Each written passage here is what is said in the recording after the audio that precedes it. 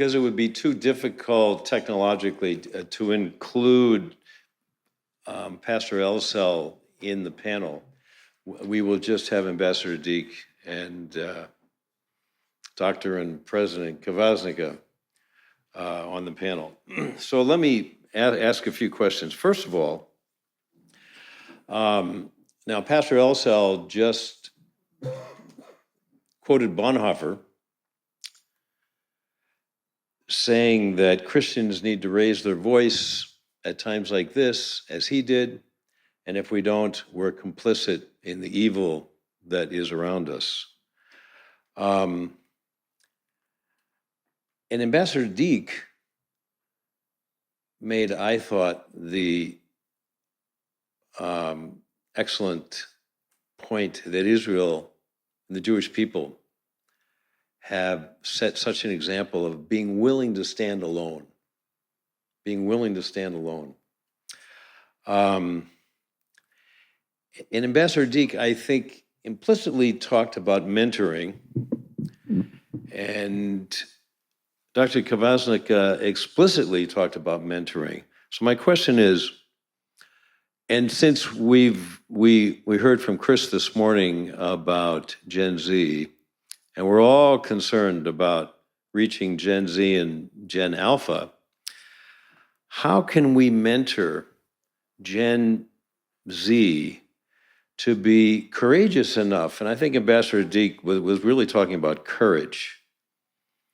How can we mentor Gen Z to be courageous enough to raise their voices so that they are not complicit in the evil that surrounds us?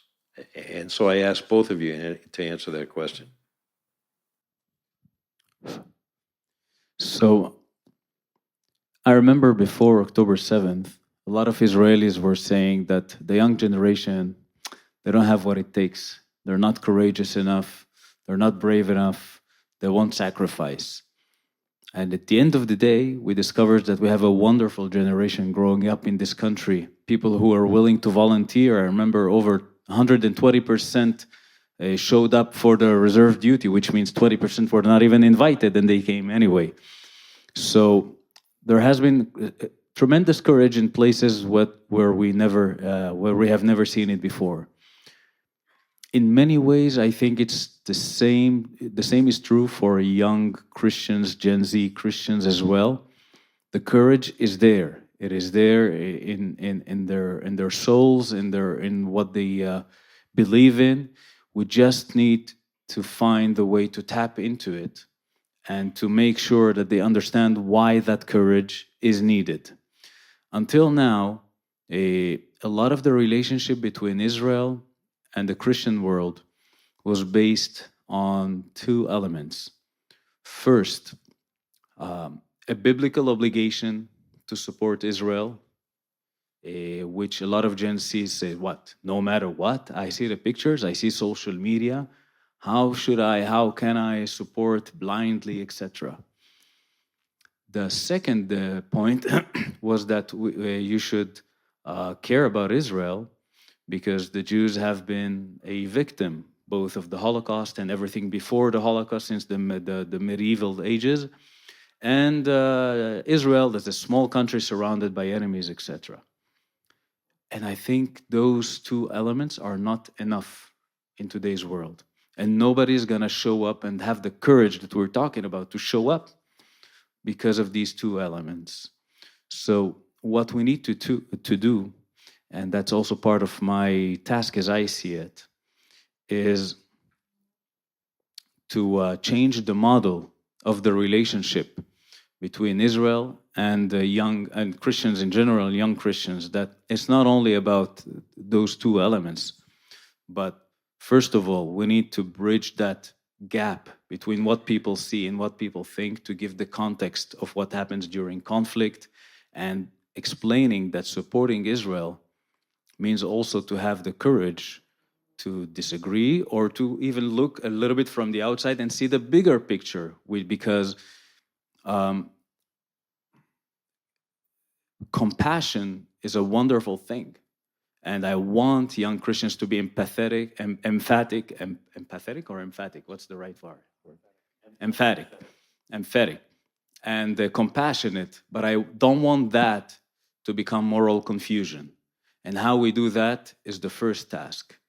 And the second task is, instead of always looking to find a way how we make them relevant for Israel, it's time that we look and we build look at it in a different way that makes Israel relevant to them. And I think what I also try to do in my speech is a little bit about that, because Israel is important not because you must support it or because Jews are suffering. The state of Israel is stronger and more prosperous than ever before. The state of Israel is making things happen. It's not a country that things happen to it. And in general, we need to step out of the victimhood position. We need to show that it's time that we treat Israel and the Christians as partners, not as client and someone who needs help, but as partners in tackling those two great challenges of our time. The Middle East losing its minorities, its Christian population, and at the same time, a West that is losing its confidence, its values, its rootedness in its history and its place in the world.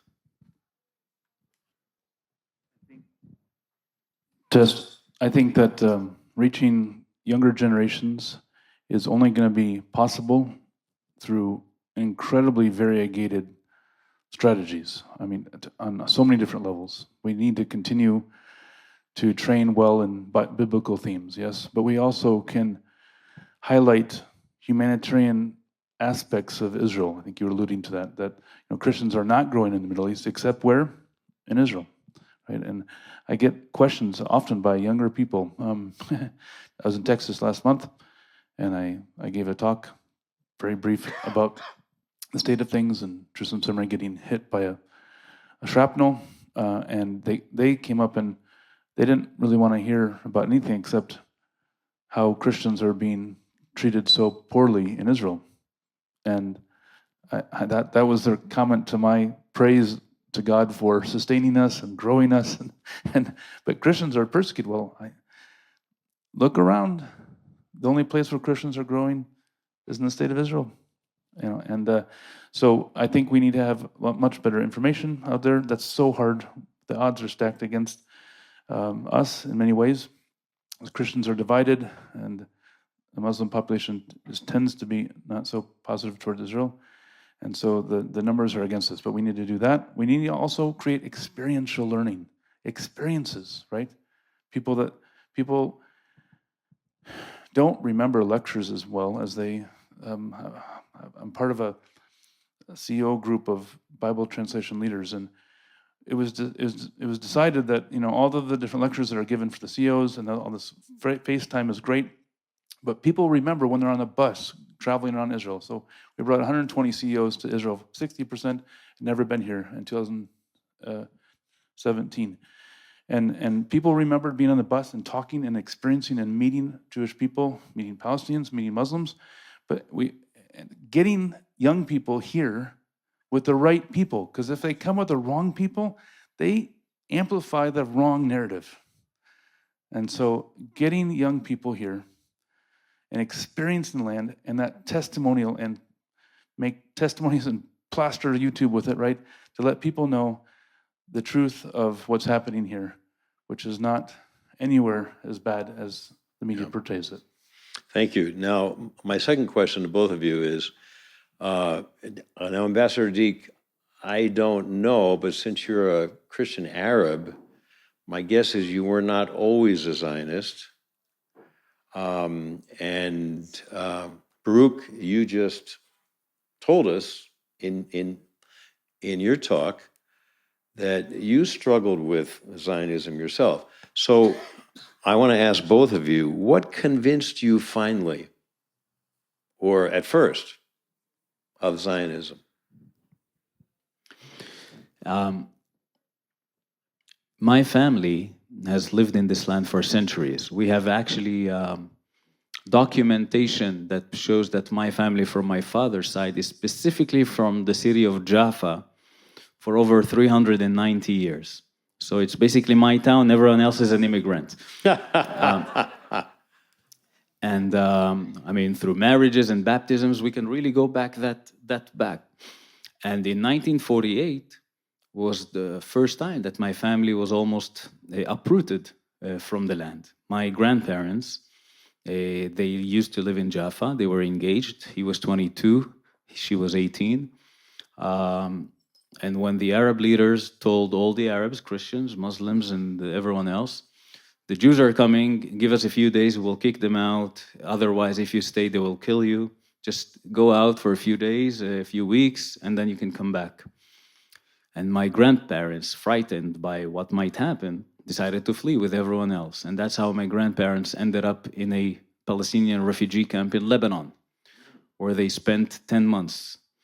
And they had their first son born in the refugee camp. They brought to their home in Jaffa before they went, they brought a priest. He wedded them in haste in the house on the same day so they can be together when they go to Lebanon. So they spent 10 months in the refugee camp. And when the war ended, they realized that, they were lied to, that the Arabs did not win the war and the Jews did not kill all the Arabs that stayed. Now, my grandfather, before the war, he used to work in the electricity company called Rutenberg, owned by the Rutenberg Jewish family. In fact, he was probably one of the few Palestinians who spoke Yiddish because of that. So he was not afraid so much or frightened by the Jews as demons at the time. So he wanted to go back. And all his family thought, you're totally insane. Like, we just ran away from these people. You want to go back and live there? Everyone thought he was completely crazy. So one day he wakes up, he tells his wife, get up, they take their baby, and without any of their family following them, completely by themselves, they came back walking. As he enters the land of Israel, he keeps walking, dodging bullets between the Israeli and Syrian army, by the way, with a baby in their hands, not enough food, not enough water. They even abandoned their son at some point in a cave because they were afraid that his crying is going to bring the soldiers' attention to them. But later they came back and took him because they just couldn't without him. And when they found him, my grandfather was arrested and he was sent to Israeli jail. And he spent there about 100 days. And my grandmother suddenly found herself alone in a country where she had absolutely nobody, not a brother, not a sister, not a cousin, not a friend, not a neighbor.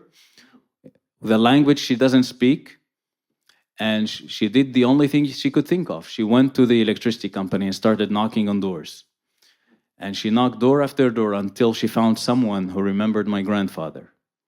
And that someone helped my grandfather not only to get out of jail, but they also gave him his old job back, making him the first Arab to work at what is now the National Israeli Electricity Company. So the reason I am sitting with you today as an Israeli ambassador, not as a Palestinian refugee from Lebanon, is because my grandparents had the courage to take a decision that was unthinkable to others. Wow. To live among those who were supposed to be their enemies and to make them their friends. Wow. Why am I telling you this story in response to your question? Because I think, and I spoke about it today, that the courage to take responsibility and not to fall into victimhood is what brought me to this country. It's what gave me the opportunity, and it is what I believe this country stands for. So yes, even in my family, there are a lot of people who disagree with me, but I told you what I think about having unpopular opinions. That's fine. And truly, I think this country is the country where that makes things happen instead of the country that things happen to it. It's the country that takes responsibility, that has agency, that refuses to be a victim. I was a student of Avraham Nov in music. He was a Holocaust survivor who survived because he played the violin, and some Nazi officer took him home to play for his guests while his entire family was murdered. What did he do? Did he stay back and hate the whole world? No, he came to Israel, he built a family, he got married, and he taught children music, including an Arab Christian kid in Jaffa, me, and through music he taught me hope.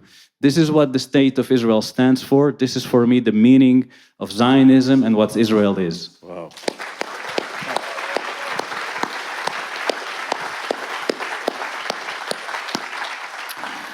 I think I've shared a lot of my experiences that convinced me over time, but I would highlight one, I guess, that I didn't highlight before, and that is, I was and am an ardent student of Scripture, and so wrestling through 10 years of we called a Parsha Bible study, so we're a bunch of Christians with some Jewish heritage, but gathering around the Torah and reading it in a Jewish sort of way, and then arguing about it and connecting to the New Testament and digging into the Greek and learning the Hebrew and really seeing that there is still land of promise, there is still land of Israel, twice in Matthew chapter 2, and all these different things convinced me academically what my wife had already kind of experienced. So I feel like I came at it from a little bit more of an academic side, and she just was born and raised here, and felt that and sensed, but we're a good dialogue partner, arguing sometimes in a healthy way, and finding truth through the Bible, as well as all these other experiences that I've already shared of going into Gaza, seeing how things don't add up, different experiences that I've shared that confirmed the goodness. I traveled to Syria and to Lebanon. I've seen Palestinians treated in Lebanon, and they're not treated well. I was leading a 3-bus tour with a huge organization, and the head of this organization was going on the Jordan River Valley, and I used Wikipedia to look up the approximate number of people that were killed in Black September. I couldn't remember, right? It's like 10 to 40,000. He was in the peace deal in Tiberias, the same hotel that we, like back in the 70s, and we were staying. And he said, "Yeah, I thought I'd never come back to this hotel. I'd never come back to the city." By the way, that number that you shared, it's double at least. He was part of he knew inside information. So the warping of the media and twisting. So of course, Palestinians aren't going to rise up again in Jordan, and knowing that Israel has provided a place for Arab Christians to live and Arab Muslims to live and to grow, and they haven't been involved in anything like that, like Black September back in Jordan, over in Jordan, showed me the inaccuracies over and over again of the media and history, and the truth of the Bible and the gospel that I found through study reaffirmed these experiences to reaffirm my love and commitment to the land and people of Israel. Thank you so much. Now, we've got 1 minute left before we pray. And here's a question that came from the audience, from one of you, from Ambassador Deek. So in just a minute. Ambassador Deek, are there some other examples of Arab Israeli citizens in prominent positions in government and society? Have you ever heard of Moshe Katsav? He used to be president of Israel for a while. He's in jail for accusations of rape. He was convicted in rape. The judge who put an Israeli Jewish president to jail, Salim Jubran, an Arab Christian. So an Arab judge sent a Jewish president to jail. That's only one example. I can give you a lot of examples of people very high up in the government, in different ministries and so on. But, Israel is the innovation nation, the startup nation. But who's the highest ranking Israeli in the high-tech scene in the world? His name is Johnny Sruji, an Arab Christian from Haifa, who is number 2 in Apple. And he's the deputy of Tim Cook. And he's the one who built the iPhones that most of you carry in your pockets. He's in charge of hardware in Apple. An Arab Israeli Christian who brought Apple to open their R&D center in Israel because he believes in this place. He believes in the Technion where he studies. He believes in our institutions and our ability to be entrepreneurs and ingenuity of this country. But it goes in every field, from educators to psychologists. Yaqub Hanna, another Arab Christian, a very not Zionist person, and yet he is leading in Weizmann Institute in Rehovot the genome research, not just in Israel, in the world. He's leading the genome research. So in every field, wherever you look, you will find Arabs and Christians and Muslims and Druze and others excelling and really doing really well, because this is the opportunity that the state of Israel provides for all its citizens. This is the opportunity that this land provides Just like he said, you couldn't find it in the neighboring countries, in Lebanon, in Syria, in Jordan, in Qatar, where there's a lot of hype around Qatar, and so on. So this is what makes Israel special, and this is why I'm proudly and standing tall and representing the Jewish state to the world. Thank you so much.